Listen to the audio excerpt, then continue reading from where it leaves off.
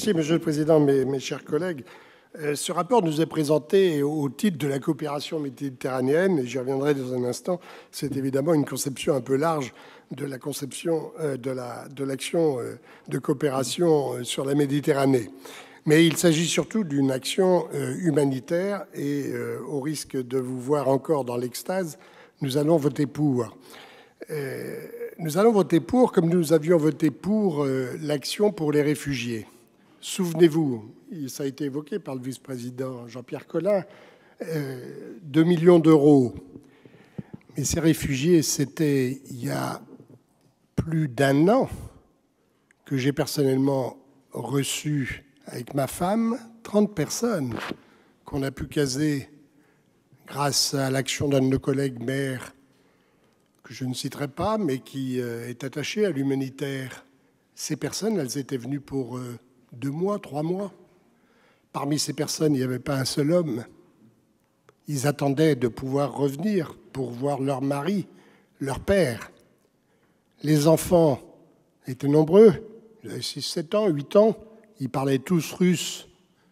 Et ils parlaient tous russe parce que dans leur ville, il y avait forcément des Russes et des gens qui parlaient russe. Il y a beaucoup de couples ukraino-russes dedans. Donc nous étions pour cette action. Nous sommes aussi pour l'action qui est proposée en ce qui concerne l'aide médicale et caritative France-Ukraine, l'association, et les 50 000 euros pour l'étape de réanimation. Mais soyons réalistes, il nous faut souhaiter que cette guerre s'arrête.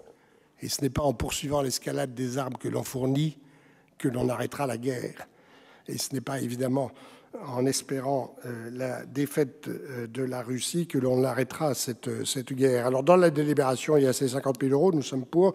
Il y a toujours des lettres d'intention, des mémorandums d'entente, comme nous avions eu déjà avec Odessa. Mais je voudrais faire 2 petites remarques pour terminer. La première, c'est que Odessa, sauf erreur, est jumelée avec la ville de Marseille. Que fait la ville de Marseille? Que fait-on avec la ville de Marseille pour avoir des actions communes en la matière sur cette partie du monde? Et deuxièmement, je souhaiterais qu'on ait une réflexion sur ce que peut faire la région en matière de coopération méditerranéenne. Tout à l'heure, ma collègue Éléonore Bèze aura l'occasion de dire pourquoi nous sommes contre toute dérive en la matière, c'est-à-dire qu'il faut limiter notre action à nos relations avec les peuples avec lesquels nous avons eu des relations, avec lesquels nous avons des ressortissants en commun. Nous avons des ressortissants de ces pays qui ont la nationalité française et qui souhaitent qu'on s'en occupe, mais qu'on n'aille pas au-delà d'une action raisonnable pour une collectivité telle que la nôtre.